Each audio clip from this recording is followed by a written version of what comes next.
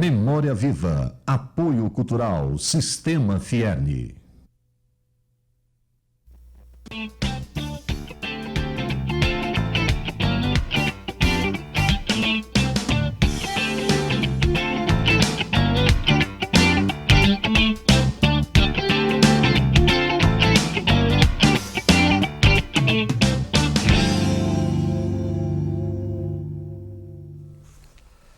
Olá, a TV Universitária recebe em seus estúdios na noite de hoje um convidado, por todos os títulos, muito especial. Trata-se de Arnon Alberto Mascarenhas de Andrade, que já foi diretor desta casa e é natural de Itabuna, na Bahia, tem 65 anos, é licenciado em Pedagogia com especialização em Produção de TV, tem mestrado em Tecnologia Educacional e doutorado em Ciências da Educação na França. Além disso, Arnon tem no seu currículo uma experiência como secretário de Educação da capital em 1986. Atualmente, cheio de projetos, cheio de planos e dinâmico como sempre, ele está na chefia do Departamento de Educação da Universidade Federal do Rio Grande do Norte. Para entrevistá-lo, dois grandes amigos seus, o professor José de Castro, que é mestre em Tecnologia Educacional, e a professora Hildeci Medeiros, que é diretora da Biblioteca Central Zila Mamed. Arnon, é de nossa parte e em nome da televisão universitária, eu posso lhe dizer com toda a sinceridade, um prazer, uma alegria e uma honra também muito grande recebê-lo essa noite no estúdio. Obrigado. E como de praxe, a gente não quer de modo algum fugir dessa tradição, até para satisfazer a curiosidade nossa e dos telespectadores, nós gostaríamos que você falasse um pouco da sua infância itabunense, né? Terra de vários romances de Jorge Amado, do próprio Jorge, né? Eu não nasci mesmo em Itabuna, né? Eu nasci num distrito de Itabuna, na época chamava Palestina. Eu sou, portanto, um palestino. E hoje chama Ibicaraí a cidade. A minha mãe foi a primeira professora da cidade, né? Uma das minhas vaidades. Hoje ela é o nome de uma escola e de uma avenida, né?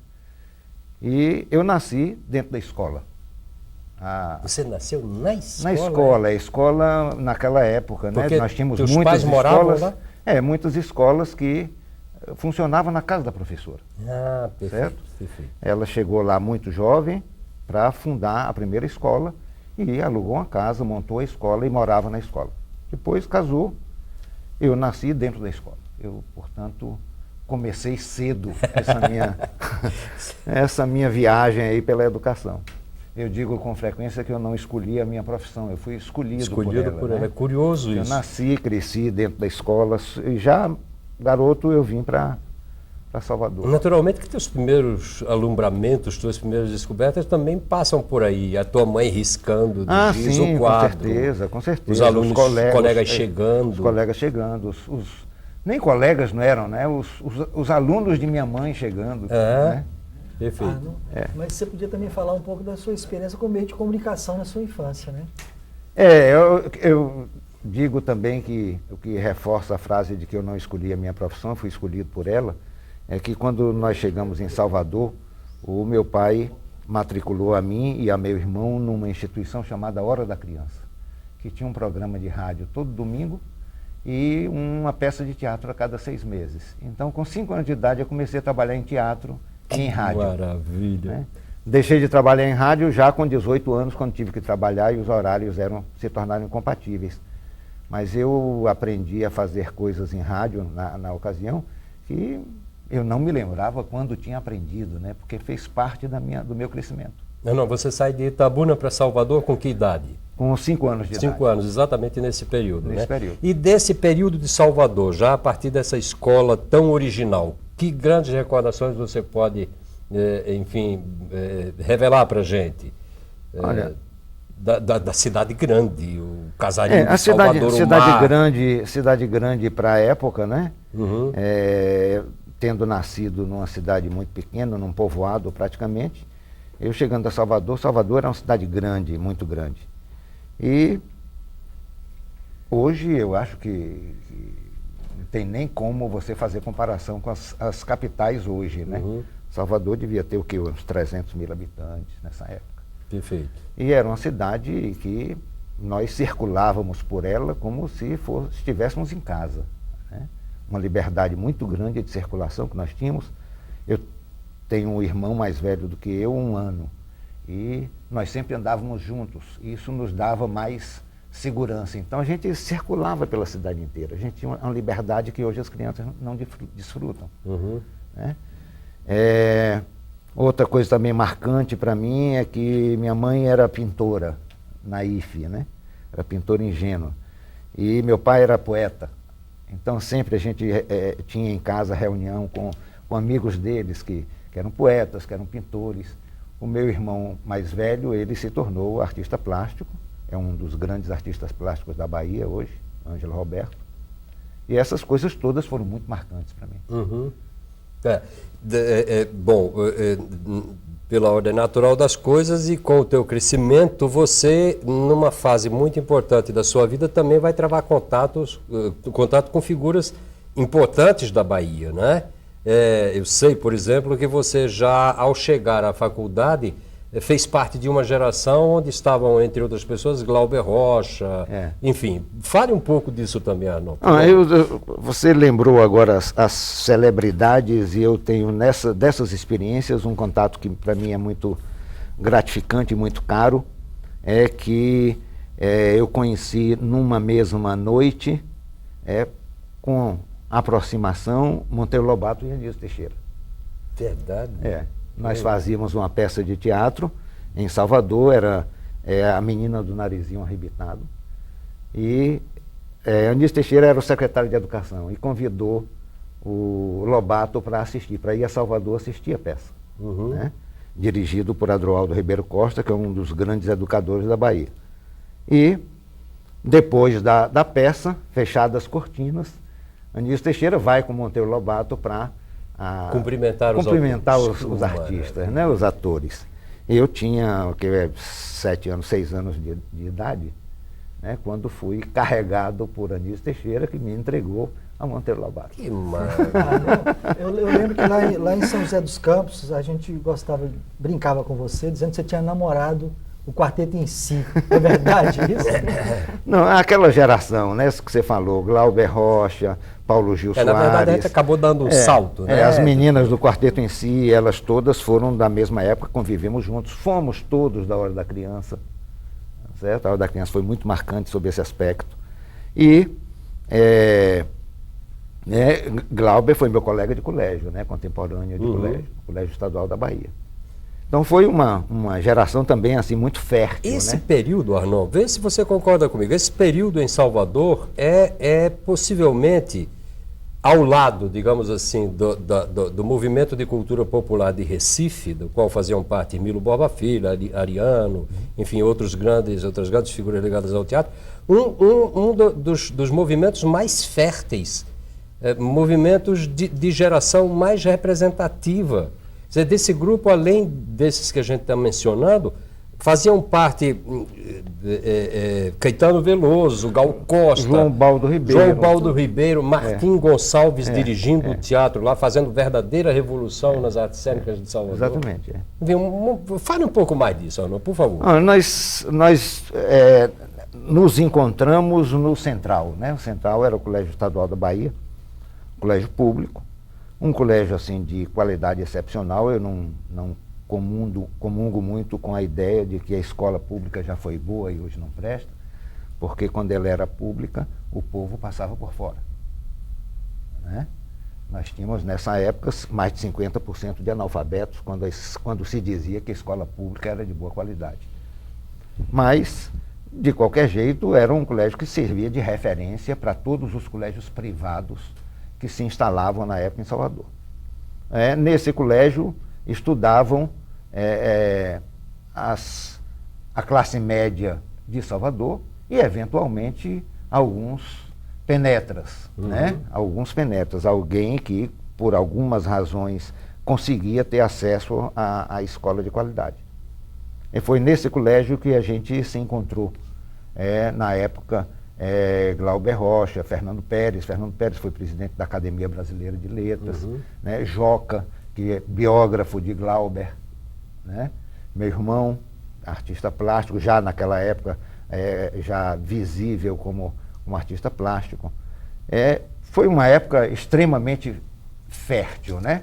Nessa época, Glauber iniciou junto conosco, ele coordenou um evento que foi marcante, inclusive até hoje ainda citado, que foi a Jogralescas. Jogralescas foi um movimento de encenação, teatralização da poesia moderna. Então, se declamava as poesias, mas as poesias recebiam tratamento dramático, de teatro. É verdade. Com cenário, com poemas marcados, né? Certo?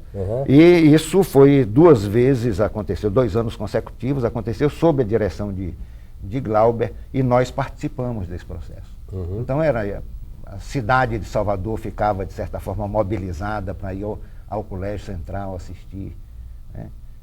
Nós éramos muito jovens e muito ousados. E isso nos dava uma certa independência com relação aos movimentos existentes, éramos inovadores.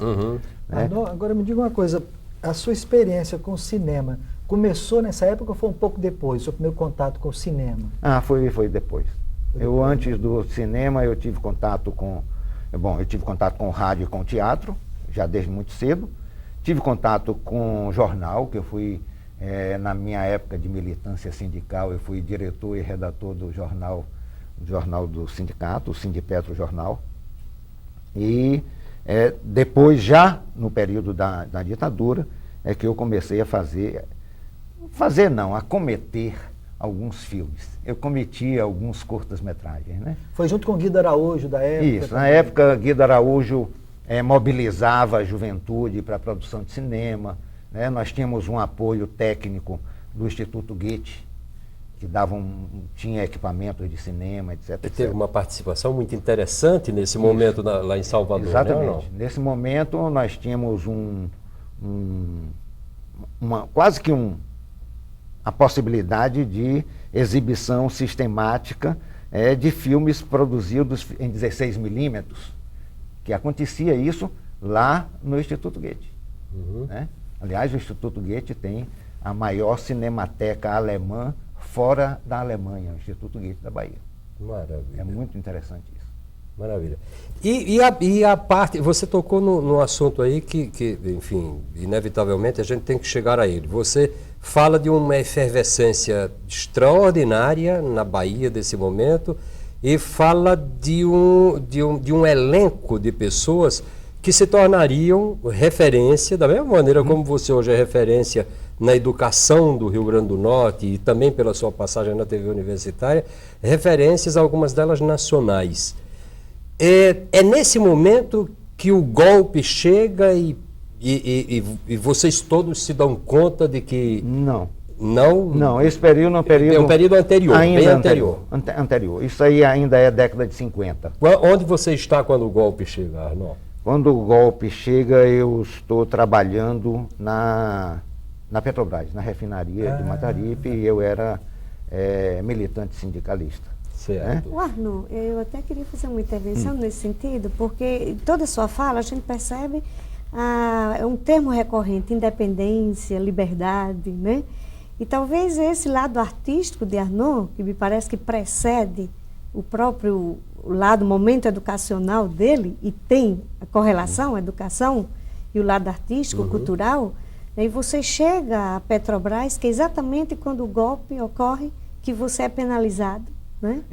E toda foi essa influência, talvez, dessa sua militância, dessa sua participação, nesses momentos de liberdade, né, de poder opinar, foi isso que, esse processo de construção que talvez tenha chegado, que refletiu, quando você chega à Petrobras, que é demitido?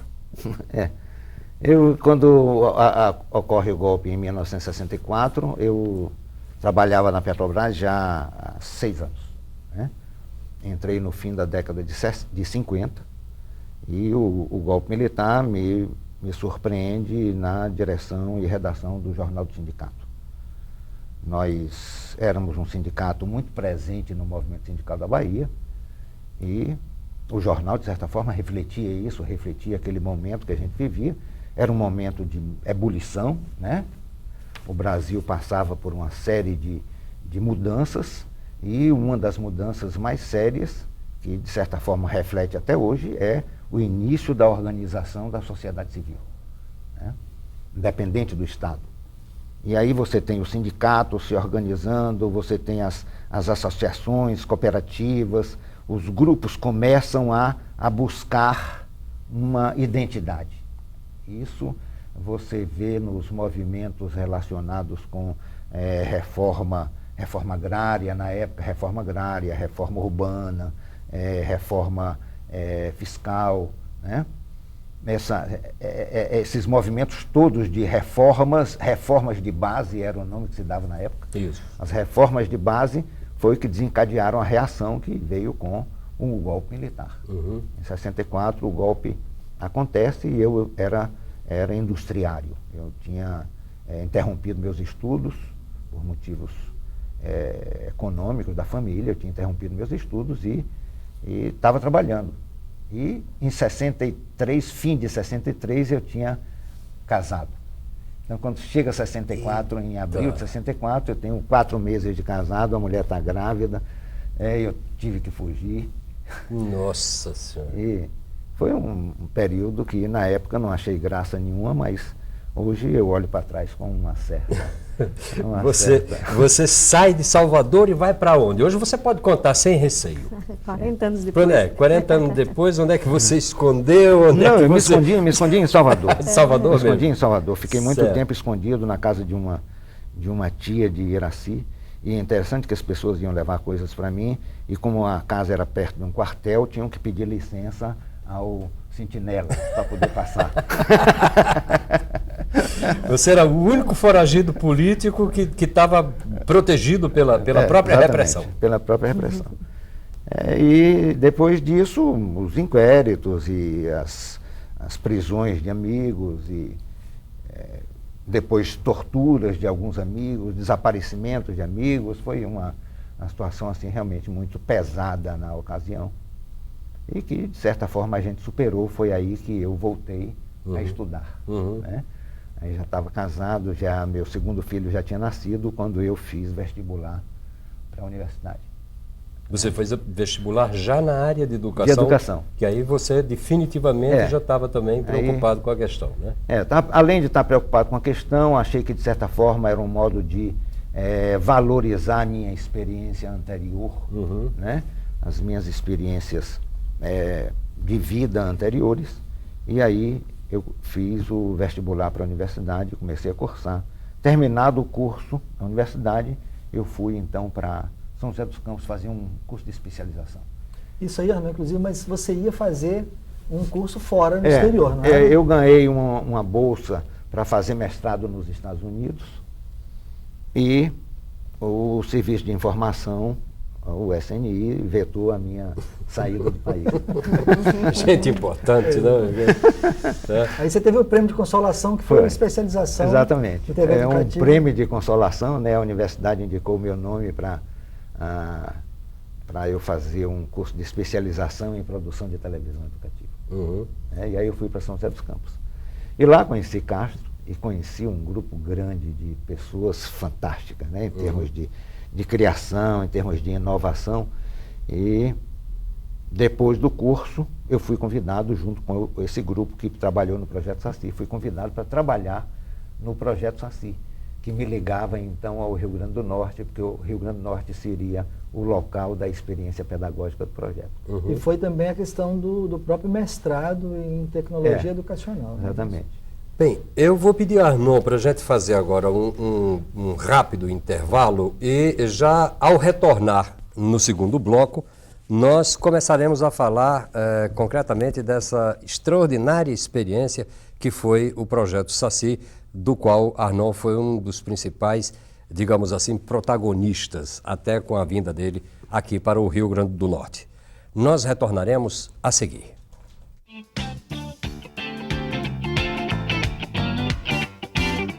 Estamos Estamos apresentando Memória Viva. Apoio Cultural Sistema Fierne.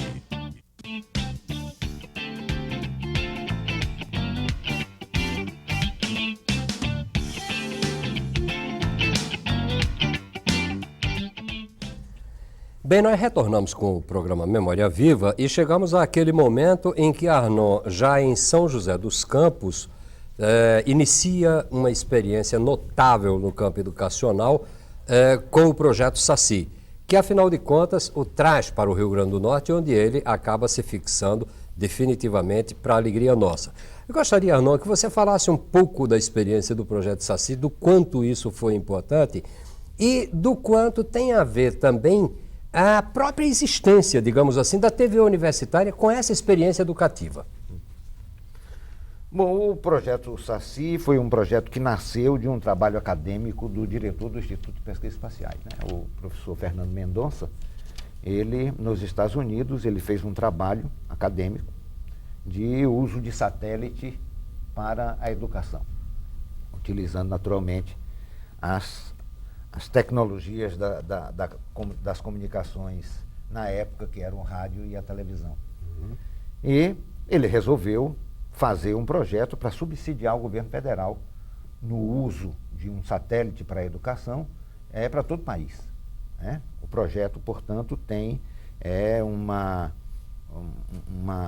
intenção de servir de subsídio, de oferecer dados para o desenvolvimento de políticas públicas. É essa a intenção do projeto. O projeto tem diversos segmentos e um deles, que é o que ficou mais conhecido como Projeto Saci, que foi o experimento educacional do Rio Grande do Norte, né? Aqui foram selecionadas várias escolas, 20% das escolas do estado.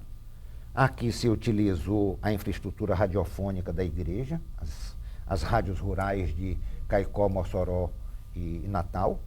E para a televisão, o INPE utilizou um canal de televisão que a universidade tinha tido como concessão, mas que não estava implantada. Não tinha nenhuma infraestrutura técnica ainda, era só a concessão do canal. Então, o INPE utiliza essa concessão do canal em acordo com a universidade, né? E aqui vizinho ao campus universitário, ele constrói o primeiro estúdio.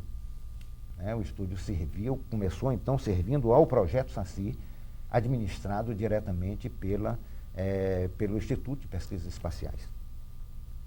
O projeto segue, foi um projeto extremamente interessante, eu acho que nenhum outro projeto dessa natureza no Brasil produziu tanto conhecimento quanto o projeto Saci. Dezenas, centenas de publicações foram feitas sobre o projeto Saci e preparação de recursos humanos que até hoje você encontra em diversas universidades brasileiras, em diversos pontos do país, você encontra pessoas que foram formadas no projeto Saci ou pelo seu programa de pós-graduação que mantinha um mestrado em tecnologia educacional. Arnon, você podia também fazer uma ligação com a produção feita lá em São José dos Campos, o próprio mestrado que existia lá, que de uma certa forma veio também para cá para ser implantado. Então, o projeto Saci, ele não dá origem somente à televisão universitária, mas ele dá origem também, ele contribui para o mestrado em educação, que foi o primeiro mestrado da Universidade Federal do Rio Grande do Norte. Tá certo? Quando termina o projeto Saci, a universidade recebe do INPE todos os equipamentos de geração de sinal, geração e transmissão de sinal, e a Secretaria de Educação recebe os equipamentos de recepção nas escolas, que eram os aparelhos de TV, né, os receptores de TV. Se monta, então, um novo sistema sob o comando da universidade, que foi o CITERN, Sistema de Teleeducação do Rio Grande do Norte, que tinha participação da Secretaria de Educação e da universidade. Também nessa época, o mestrado lá começa a terminar, né, lá em São José dos Campos, e o reitor, o professor Domingos, se interessa em iniciar o mestrado de tecnologia educacional aqui, pegando, portanto, publicações, biblioteca, etc., do mestrado em São José dos Campos. Então, eu sou convidado para vir para cá, como Castro foi na mesma ocasião, João Batista Campagnoli, Maurício Pandolfi, né? Todos nós chegamos para cá na mesma época, nesse processo de transferência e de reinstalação da televisão universitária. A gente pode dizer mesmo que a televisão universitária, de fato, sob a administração da universidade, começa nessa ocasião. Uhum. A gente escolhe o prédio lá da Princesa Isabel, tinha outras alternativas, né? A gente escolheu o prédio da Princesa Isabel, foi feita uma reforma rápida no prédio da Princesa Isabel, os equipamentos que foram entregues pelo INPE à universidade são ali instalados. É interessante, eu digo sempre que, na época, falando sobre a televisão universitária, eu dizia que tinha 3 televisões no mundo: a televisão colorida, a televisão preto e branco e a televisão universitária de Natal, que era cinza claro e cinza escuro. E apesar dessa qualidade... Apesar de nós termos equipamentos assim, né, de qualidade bem sofrível, nós tínhamos uma produção local, e você chegou a participar desse esforço, né? É verdade. Nós tínhamos uma produção local fantástica, chegamos a ter 30 e tantos programas locais. A maioria deles ao vivo, a bem da verdade. A maior parte, porque os equipamentos de gravação eram precários. Além disso, nós não tínhamos... micro-ondas era extremamente caro, né, para você pegar sinal de uma outra emissora. Nós não tínhamos satélite. Então, as coisas tinham que ser feitas pela televisão universitária. Se ela quisesse exibir alguma coisa sistematicamente, ela tinha que produzir. Perfeito. Certo? E nessa época a gente fez coisas fantásticas. A gente reinventou a televisão, aqui nós todos, inclusive você participando desse esforço, nós reinventamos a televisão. E do ponto de vista educacional, havia um alcance, não é? Realmente extraordinário, né? Porque o estado do Rio Grande do Norte praticamente era todo, não é? Enfim, atingido, digamos assim, pelo sinal, através de um processo muito arcaico, muito penoso até, de repetidoras, não era? Nós tínhamos uma repetidora em Mossoró, tínhamos uma repetidora na Serra de Santana, né?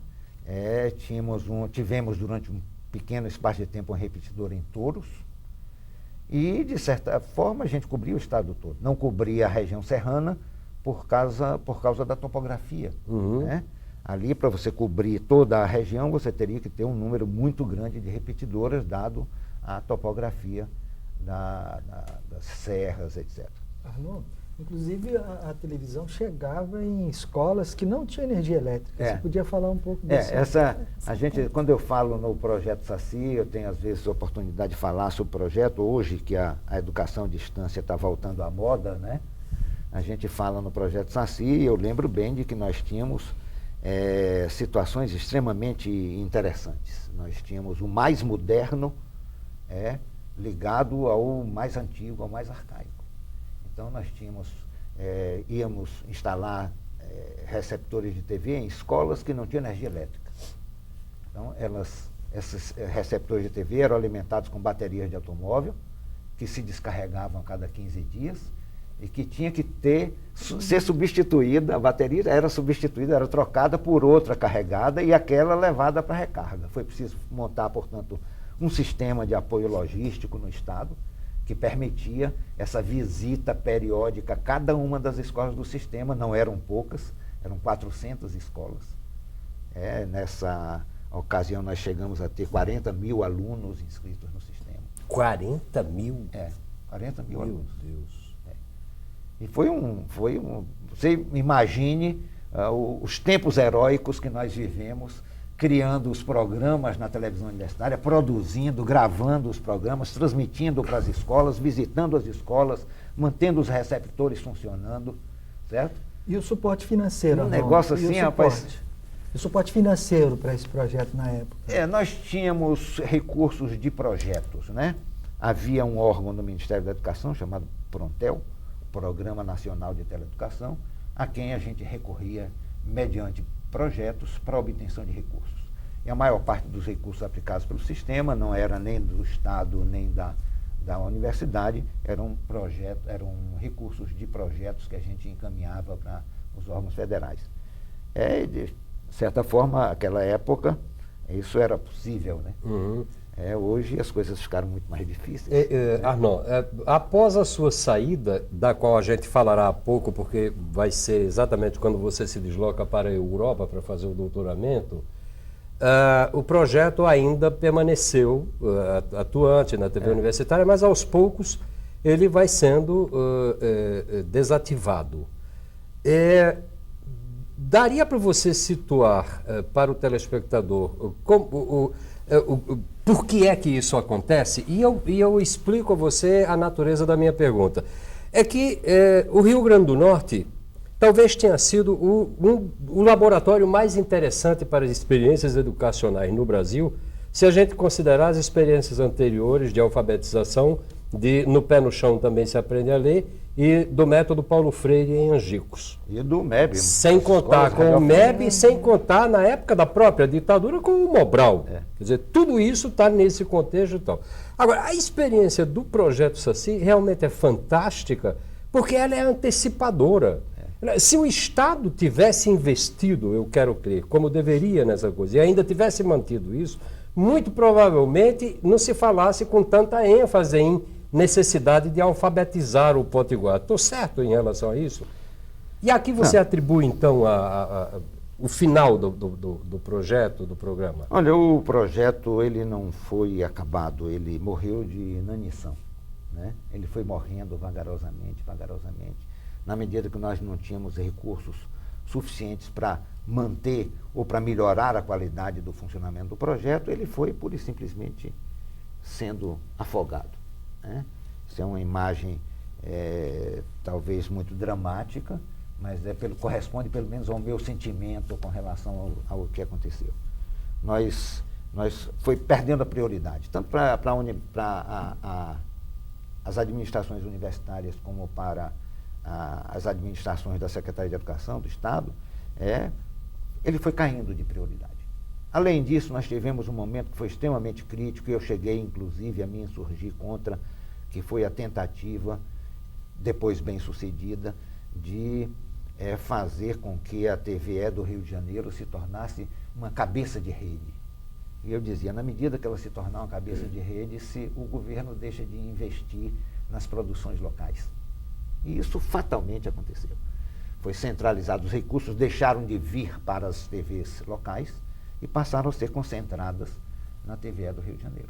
Sinted, foi a época da criação do Sinted, que é o Sistema Nacional de Telecomunicações. E que nós nos colocamos contra isso, achamos que isso ia estrangular as TVs locais, e isso de fato aconteceu, né? Então, essa conjugação de fatores negativos terminaram por fazer o projeto ir vagarosamente perdendo a prioridade e desaparecendo. Então, uma repetidora que quebrava em Mossoró não era consertada e todas aquelas escolas da região saíam do ar, certo? E aí você tinha um problema na Serra de Santana, faltava recursos para você manter aquilo funcionando adequadamente, e as escolas todas que recebiam aquele sinal ficavam fora do ar. Hoje a gente ficou praticamente reduzido, o sinal da TV universitária atinge cerca de 50 municípios em torno da capital. Nós temos 167 municípios no estado, né? E isso foi resultado desse processo de afogamento, né? Dos projetos tecnológicos de educação. Mas, mesmo diante dessa amarga constatação, você, que nunca se deixa abater, parte para uma nova experiência de doutoramento num país estrangeiro. Enfim, não é mais no Brasil que você vai permanecer, mas na Europa, na França. Dá para você falar também um pouco dessa experiência? A difícil experiência... falar um pouco só, né? Quer dizer, uma experiência muito rica. Bom, mas você tem uma experiência, eu tenho a experiência da França, uma experiência rica, particularmente pelo fato de que ela é, além de uma experiência acadêmica importante, de mudança de nível para o doutorado, mas ela é também uma experiência transcultural riquíssima, né? Eu saio do Brasil, sempre tinha vivido no Brasil, e de repente me encontro num lugar em que eu tive que mudar a roupa, por causa do clima, que eu tive que mudar a marca do cigarro, que eu tive que mudar a alimentação, que deixou eu tive de que comer mudar a carne de sol, a carne de sol da Bahia. O acarajé. A língua, né? Tive que mudar tudo, né? Ao tempo em que também fazia o esforço de de desenvolvimento acadêmico. Então foi extremamente pesado. Eu digo sempre que foi muito bom que esse doutorado tenha sido distante, porque se tivesse sido mais perto eu tinha voltado. Sabe? Me custou muito. E particularmente também o fato de que a compensação psicológica e afetiva, eu fui com a mulher e os filhos, 3 filhos garotos ainda, mas isso me deu um aperto de cinto ainda maior. Né? Uhum. Então as coisas foram muito difíceis na época, mas foram extremamente produtivas, extremamente gratificantes em termos de crescimento dos meus filhos. Eles foram muito marcados por essa experiência. Né? Uhum. Isso é fantástico também, o fato de você chegar num país e você conhecer pessoas que você antes conhecia do dorso dos livros, né? Os autores. Né? Isso realmente é uma experiência também que é muito, muito gratificante. E, além disso, a oportunidade de sistematizar experiências anteriores. O meu trabalho foi exatamente sobre as relações de poder num país como o Brasil e que se externam na educação via os meios de comunicação. Uhum. Né? Então, Arnon, o que chama a atenção é que você expõe aí todas as dificuldades, né, mas da importância desse crescimento coletivo junto com a família toda, né, com o Iraci e os 3 meninos. Mas a gente percebe que você consegue em 3 anos, você sai no segundo semestre de 79 e volta exatamente em agosto de 82. Eu lembro muito que foi no dia do aniversário de 1 ano do meu filho mais velho, quando você chega e nos faz surpresa. Então, isso era a vontade de voltar, que imediatamente você conseguiu fazer um doutorado em 3 anos? Foi, na realidade... Será que era a saudade da terra, da família, né? Foi da um cultura? Recorde. Né? Isso contribuiu significativamente, contribuiu muito. Contribuiu também via o momento em que o meu filho mais velho estava terminando o curso colegial, né? E se eu demoro mais algum tempo lá, ele teria que talvez iniciar a universidade lá e talvez não voltasse conosco. Uhum. Né? E isso tudo me mobilizou muito no sentido de acelerar tudo e voltar em tempo recorde. Né? Eu fiz o doutorado em 3 anos e que, na realidade, na época, os doutorados eram sempre com mais de 5 anos, né? 4, 5, 6 anos você fazia o doutorado. A gente terminou rápido, contou muito essa minha saudade, contou muito essa dificuldade de adaptação e, sem dúvida nenhuma, o fato de ter passado 3 anos não reduziu, talvez até tenha aumentado a intensidade da experiência. Né? Com certeza. Eu queria lhe fazer uma pergunta, mas vou deixar para fazê-la no próximo bloco, já que a gente está exatamente encerrando esse bloco de agora, mas você já fica mais ou menos com ela engatilhada. Quer dizer, você da Bahia vai para São Paulo, São José dos Campos. Na Bahia você já se desloca de Itabuna. Não vou querer dizer que você é um itinerante nem nada assim, mas você se desloca do interior para Salvador, daí para São José dos Campos, São José dos Campos para Natal, de Natal para a Europa e retorna a Natal. Natal acabou se transformando no teu porto seguro? Com certeza. Com certeza. Bem, falaremos disso um pouco mais no próximo bloco, porque agora faremos um breve intervalo. Até já.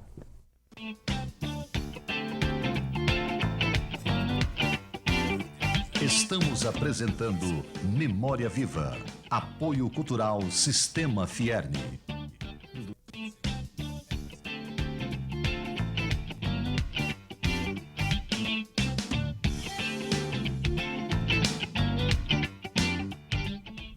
Bem, nós retornamos para o terceiro bloco do Memória Viva e eu perguntava ao terminar o bloco anterior se Arnon considerava, depois das idas e vindas dele desde Itabuna, Natal, afinal, o seu porto seguro. E, ao fazer essa pergunta, eu gostaria de acrescentar uma outra que se refere propriamente a essa opção definitiva de Arnon pela educação. Porque vocês vão estar lembrados, o próprio José de Castro lembrou das experiências cinematográficas de Arnon.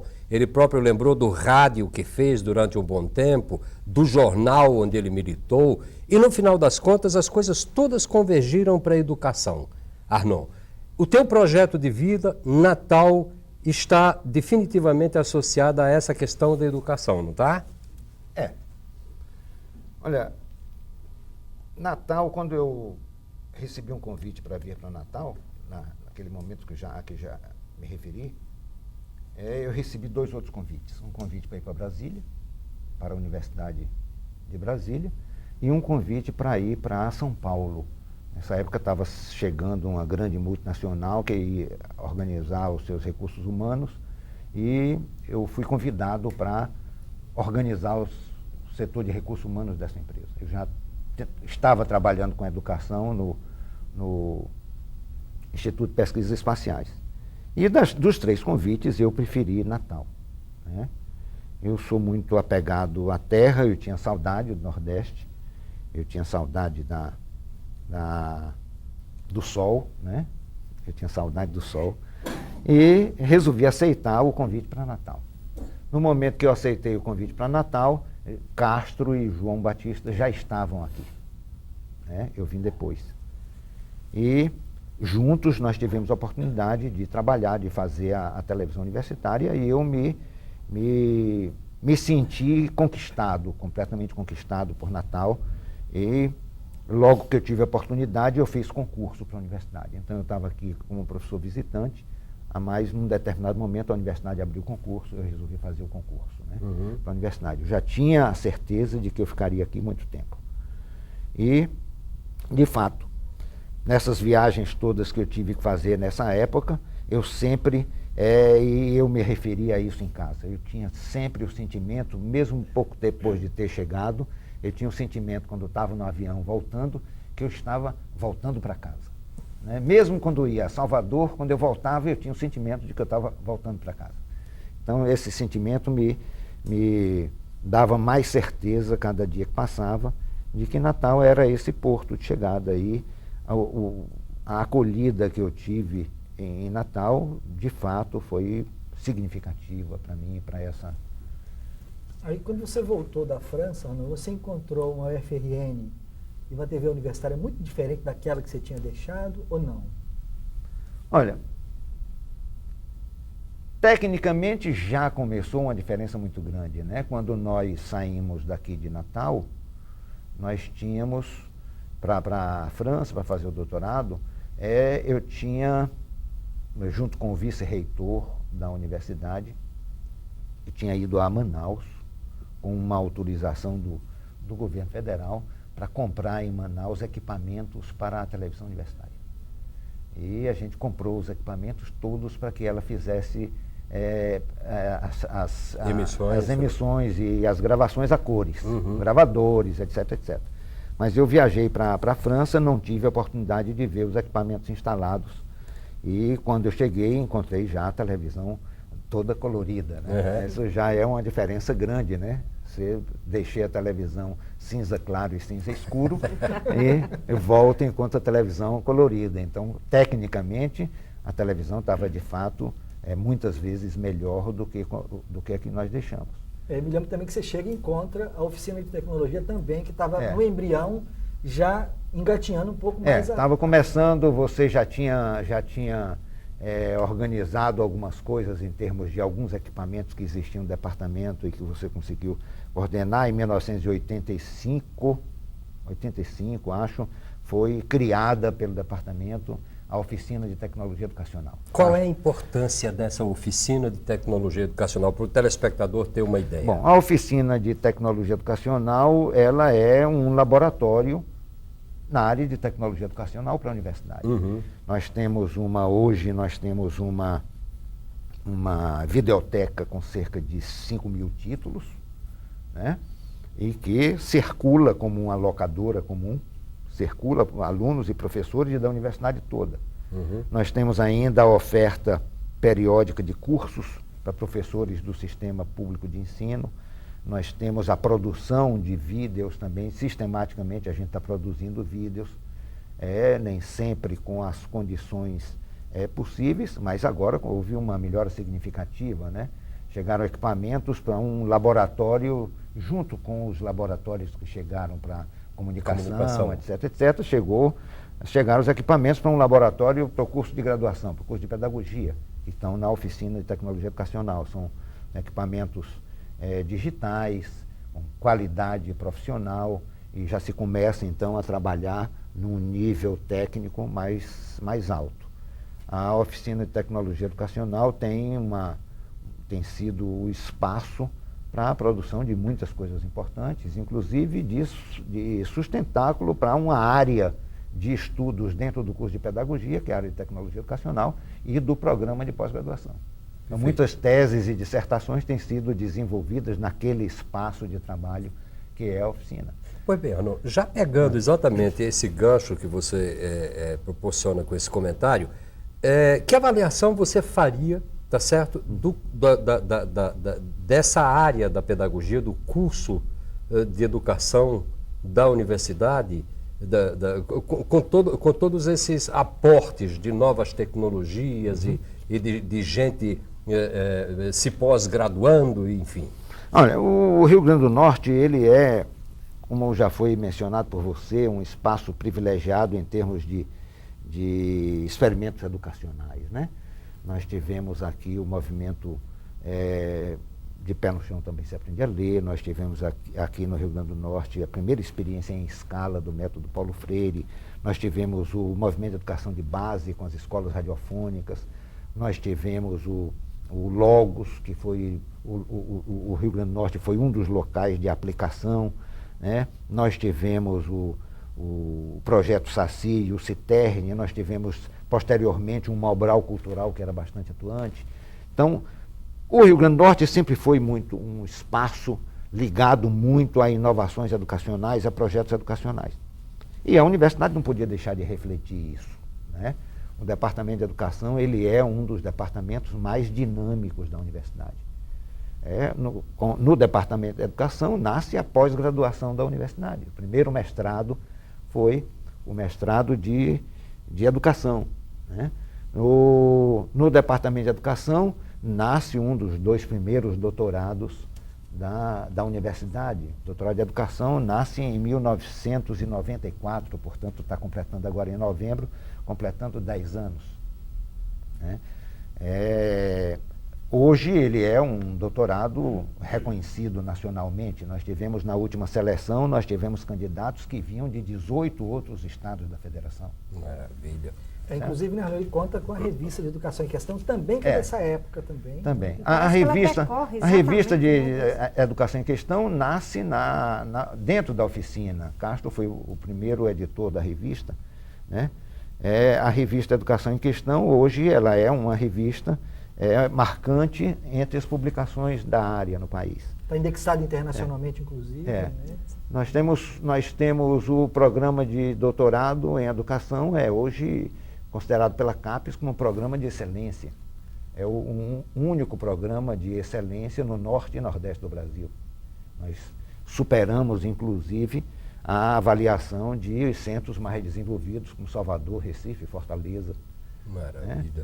Então, o Departamento de Educação, a área de educação na universidade sempre foi muito dinâmica. E aí você sente isso no Probásica, você sente isso no Núcleo de Educação Infantil, no NEI, né? A qualidade, a referência em que o NEI se tornou, né? Foi criada como um órgão assistencial e que se torna, com o tempo, uma referência em termos de educação infantil. E área de estágio, área de estágio, área de Isso, produção de conhecimento, tem uma base de pesquisa em educação infantil, seus professores fazem mestrado, fazem doutorado, certo? Então, a gente sente que a educação é uma área, no Rio Grande do Norte, uma área que não contemplada pelas políticas públicas, mas, de certa forma, valorizada pela cultura local, pela população, certo? Isso contribui muito para o desenvolvimento da área na universidade. Você podia até falar um pouco, Arnon, também da exportação da educação para a Bahia, para a UNEB, né? Também, que nós temos, entre os nossos programas, nós temos de intercâmbio, nós temos programas de qualificação institucional com diversas universidades, né? De diversos estados. Uma delas é a UNEB, a Universidade do Estado da Bahia, que é uma universidade multicamp. E nós temos hoje uma experiência, um projeto de pesquisa, mas ao mesmo tempo a oferta de um curso em Juazeiro da Bahia, né, que a gente está oferecendo um curso de especialização e que é um espaço de produção de conhecimento na área de educação à distância, porque a gente faz o curso em parte presencial, em parte via internet. Né? Então a gente já tem 7 meses que a gente está oferecendo esse curso lá, e os professores são os professores da universidade, nossa base, incluindo Castro, que recentemente esteve lá. E a gente tem produzido, tem muita coisa produzida, muita coisa interessante na área de educação à distância que a gente, na base de pesquisa, vem produzindo a partir desse experimento em Juazeiro da Bahia. Isso sediado lá na oficina, inclusive, a base sediada lá na oficina de tecnologia. Não, eu vou fazer uma pergunta para você agora. Queria que rapidamente, se fosse possível, você me desse a resposta. Sei que é uma pergunta meio incômoda, mas enfim. Onde é que a política atrapalhou a tua ida para a Secretaria de Educação, que até onde eu posso conhecer você, imagino que você chegou cheio de 1000 planos, disposto a promover uma pequena revolução na área, e foi curta a sua passagem lá. A minha chegada na Secretaria de Educação foi uma consequência de uma militância pela redemocratização, né? Quando em 1982 as primeiras eleições gerais começam a acontecer no país, eleição para os municípios vêm depois, mas as eleições estaduais começam e a gente então se organiza, várias pessoas de diversas colorações, né, ideológicas se reúnem para criar o Instituto Varela Barca. O Instituto Varela Barca se torna um instrumento importante nesse processo de redemocratização no Estado. Eu participei do Instituto Varela Barca, né? Rogério participou do Instituto Varela Barca, e nessa ocasião o Instituto Varela Barca subsidiava o PMDB, que era não um partido político, mas uma federação de oposições, resultado ainda daquele MDB antigo que foi criado pela própria ditadura para polarizar, né, bipolarizar a política no país. Então é dentro desse momento que se elege, na primeira eleição em 85, se elege o primeiro prefeito da cidade de Natal, depois da ditadura, do golpe, né? de 64. Depois do golpe de 64. E então eu fui escolhido. Se elege Garibaldi Filho. Exatamente, eu fui escolhido para ser secretário de Educação. Eu devo admitir de que pela minha passagem pela universidade, pela minha, talvez a minha dedicação mais à vida acadêmica, eu talvez me faltasse um pouco de competência na administração dos problemas políticos, do jogo de interesses, certo? E isso, de certa forma, criou para mim uma série de oposições incrustadas, né? E que terminaram, portanto, por me defenestrar. Eu me lembro bem de que eu tinha começado um trabalho naquela época e que continua sendo um sonho para mim. Eu não posso compreender a educação pública com 3 horas diárias de duração, de turno escolar. Eu acho que uma educação pública de qualidade tem que ser de tempo integral. As crianças devem passar o dia na escola. Tem muita coisa para ser ensinada, certo? Muita coisa para ser ensinada e o tempo é muito curto. A criança não pode ficar um pedaço na escola e um pedaço na rua, porque a rua acaba sendo mais atraente do que essa escola que está aí, né? E aí nós começamos a refletir, nessa época, nós começamos a pensar num projeto de educação de tempo integral. Ainda é um sonho. Recentemente, eu presidindo a comissão de Natal 2015, a comissão de educação, nós tivemos a oportunidade de desenvolver o projeto de educação de tempo integral para o Rio Grande do Norte. Mas as relações de poder são muito mais importantes, né, na política do que a realização de políticas públicas, de projetos de qualidade para a população. Os projetos e as políticas, elas vêm em consequência da luta pelo poder. Certo? E essa foi a minha passagem. Não digo que foi uma passagem muito curta, mas muito intensa. Não digo que foi em vão, né? Que foi em vão, mas foi um tempo em que eu aprendi realmente muita coisa, mas foi muito curto. Arnon, você podia falar rapidamente sobre a questão do centro de educação, que também parece que é um sonho antigo também, né? É um sonho do Departamento de Educação que começou a universidade sendo faculdade e com a reforma educacional militar ela se torna o Departamento de Educação. Então a nossa expectativa é, dentro de pouco tempo, estar iniciando o processo, deflagrando o processo de criação do Centro de Educação da Universidade.